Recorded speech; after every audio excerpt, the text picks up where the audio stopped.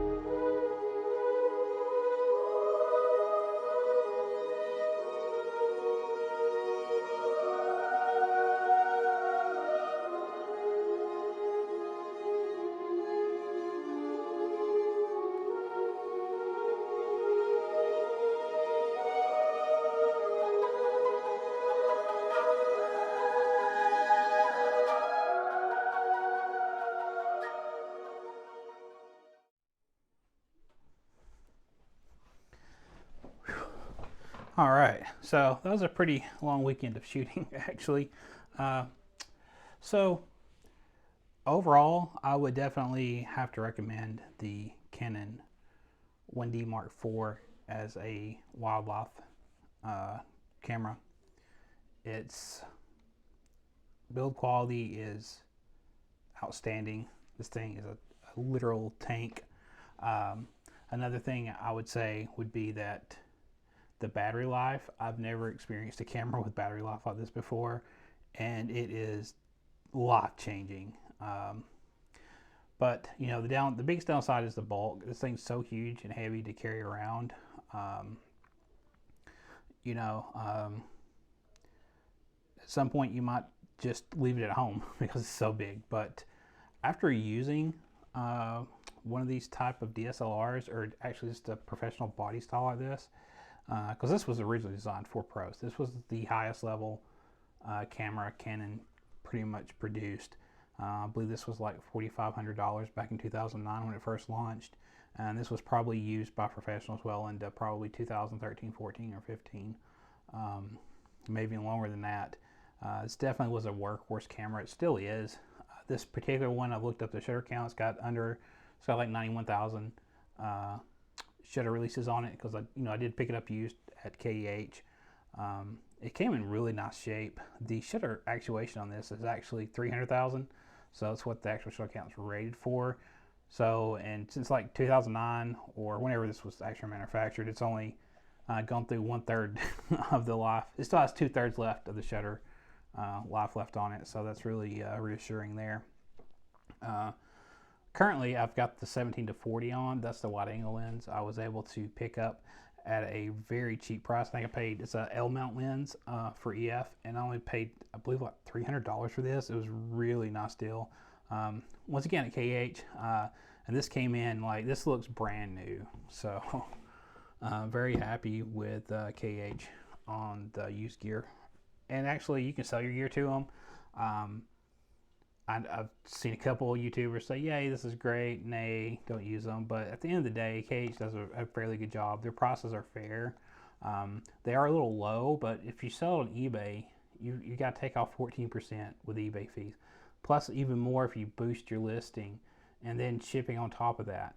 So you might get more eBaying it, but after the fees, shipping, and just the fact that someone could return it at any time and eBay would just take your money back.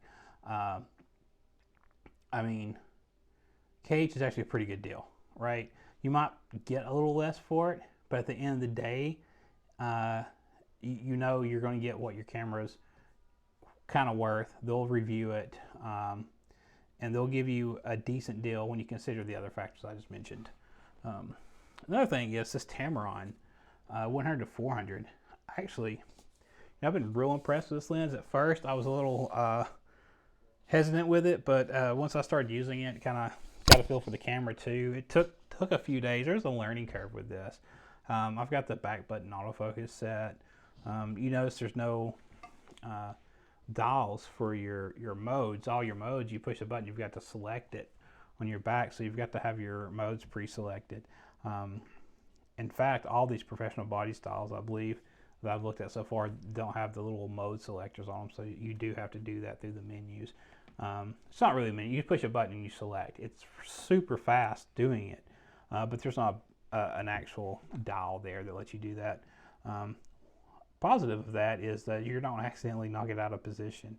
And there's just the little things on this that is super nice. Like your memory card, there's an actual little latch you have to twist to get the door to actually open.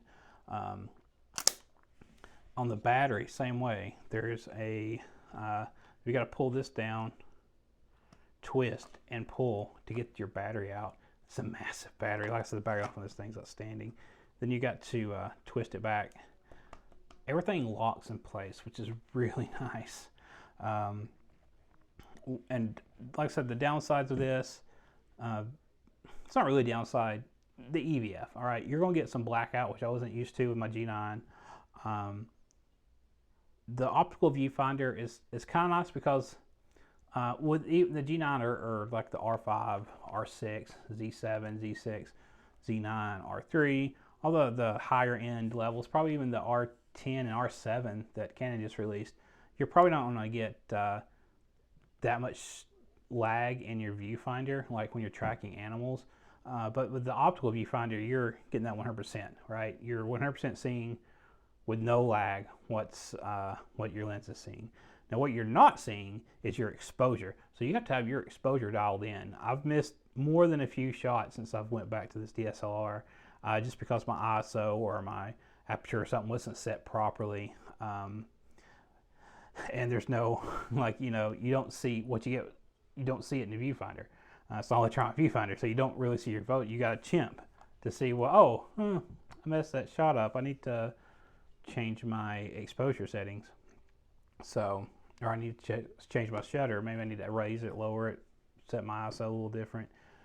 I've been setting normally on ISO, unless I'm doing like a sunset or something. I've been just using auto ISO, and it's been working fairly well that way. I've been usually in manual for the most part. That way I have full control over everything. But with wildlife, you can just do shutter priority. And there's no IBIS in this either. That's one of the cons I left off my little sheet I just thought about here. There's not any in-body image stabilization in this camera at all. So if the lens does have it, but when you're shooting wildlife, you should probably be around 1600 minimum for any bird that's flying to 3600. That would be 4000. That would be where your shutter speed probably should be to get tack sharp images. And this one will do. You can see some of the images I was able to get with the 100 to 400. When I get done with this, at the end of the video, I will link some of the landscape photos I've got with the 17 to 40. And I did pick up the Nifty 50, the Canon 150 1.8 a cage. It was next to nothing for that lens. It's a really good lens just in case someone wanted to do a portrait shots. I've got a couple shots of some of my cats with that lens, and I'll list those in there too at the end of the video. So overall, I'll be honest with you, I've never had a professional body style like this before. Of course, you know, Nikon, the D series, and the Z9, the new Z9, the Canon's newest R3, which is not technically their flagship. It's not, but their 1DX Mark III, I guess, is their newest, like, solidly professional body like this. And I've just, the first time using this, yeah, it's big, and that was one of the negatives I listed about Sony. The lens is so big, but after using this, man, it just feels so good to use this. It's so well balanced. I guess that's why with the Sony full frame, the body was so tiny versus the lenses I was putting on them. It was just off balance. I think that's why I wasn't enjoying the experience with Sony. It's just the bodies, I was just so off balance. This is so well balanced in your hand, even with the 100 to 400 on here, that it does nice. It's only 16 megapixels, but man, we're in fall of 2022, and this camera is just like, if you're looking for, if you need a wildlife camera that you also can do landscapes with, and you're not printing large prints, if you're just doing social media, 8x10s, maybe even some like A3s, size photos, you'd be fine with this camera here. Even at 16 megapixels, you can still get really sharp images with this. The autofocus system is super nice. Well, there's one thing with the batteries. They're super nice, but they're hard to find. So I'm trying to find some. You got to buy them used, right? I haven't found any new actual Canon batteries. Just used one. This one's fine, but I did pick up another battery that was used, but they're fine. And the memory card, the CF, or the compact flash cards, you probably should go ahead and pick up 2 or 3 of those as well, around 32 to 64 gigabytes for this camera if you decide to pick it up, because those are getting a little harder to find as well and to source, especially new on the compact flash cards. It's just older media, and the good thing about those will allow you to pick up some more other Canon cameras like this, these bodies that are super cheap right now, but they're still so functional. It's just super nice to be able to shoot again, and just it's really nice. Now video, it does have video, but it's not great. You know, you're not gonna get really auto. You got to manual focus. the video here is not awesome. It was really good for the time back in 2009 when it was released, but it's not good now. So I don't know if I'd use this for video at all. I haven't even tested that. If you'd like me to test a video on this and just to see what it looks like, leave me some comments and I will test a video and see what it can do. But really, I got this just for stills mainly. And the 1.3 crop, right? That's a little weird. They call it the APS-H instead of the C. It's right in between like the Canon crop at 1.6 and the full frame. So, like I said earlier, there's not really any lenses specifically designed for this sensor size. So you have to get the full frame camera lenses, and you've got to do you got to multiply 1.3 by the focal length to get your focal length on the lenses here, which is really nice for wildlife because this 400 millimeter lens becomes a 520 millimeter lens, which is super nice. That extra reach really helps. Be honest with you, without that extra reach, I would have probably went with one of the 2-600s. Though all the YouTube videos I've watched, this was sharper and faster focusing, and that's why I went with the Tamron 100-400 EF mount. That's literally the only reason. And I wouldn't have went with this if this was like a 1DX and it had a full frame on it, because 400 is just not enough reach. You need at least 500 millimeters if you're going to be able to get close enough to the animals without like camouflage, ghillie suit, you know, deer piss all over you, spray, whatever. You know, you have to get like real hunter level camouflage to get much closer. To get closer, so you can use like a 300-400 millimeter lens to a lot of the wildlife. So, you know, I'm going to continue shooting this. This is like, I've got other cameras. My wife still got her G95, but right now when I go out, I'm grabbing this, and that says a lot. Like, the camera you pick up sounds a lot, and the fact that this is 12 years old, or really older than that now, man, this is just really awesome. Now, it's not the best, but like for the price you can get these now, and if you're getting to wildlife, I don't think you would be disappointed. Just know that there's a learning curve. There's definitely negatives. Like I said, it's hard to source the batteries. They're big and they're bulky, they're heavy, which, you know, you might like or you not like. The compact flash is a little hard to source. Really don't want to get this for video, so this would be just a stills camera only. The menu systems, you know, you got to get used to that. I've been using single point autofocus, although this does have more focus points than that. I believe it has 45, and a lot of them are cross type. So for the time, this had like the best autofocus system that Canon produced. And it wasn't even until probably the 5D Mark IV that they got better, or the 7D Mark II, that they got something comparable to this in a Canon body. So this is, it might be older, come out in 2009, but it's definitely equivalent to probably what most cameras were doing around 2015, I would say. Because once I got used to using the autofocus system, I was able to hit focus. There's one shot of a bird in flight, a smaller one, that I got with this. I got a lot of them. I just picked the best one that were in focus. I've actually got that a lot now with this one. It's just, I wasn't able to, like on my G9, I wasn't able to get like a smaller bird in flight in focus for whatever reason. But with this setup, I was able to do it almost, it wasn't effortlessly, like, right? You still have your technique, but I was able to do it much easier than I was with my G9, and it's probably got to do with the optical viewfinder. And this autofocus system, and when it locks on, it locks on. And if you also would like me to go more in detail on what settings I'm using for this autofocus, let me know in the comments below, and I can make a separate video on that. But, you know, that's it. You know, 1D Mark IV 2022. This is the fall, so autumn, you know, this is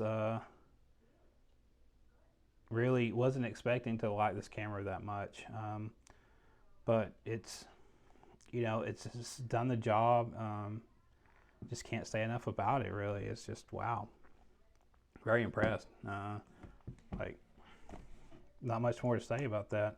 So, well, that's it, I guess, for this video. If you like this video, like and subscribe. If you'd like to see more content, please let me know in the comments.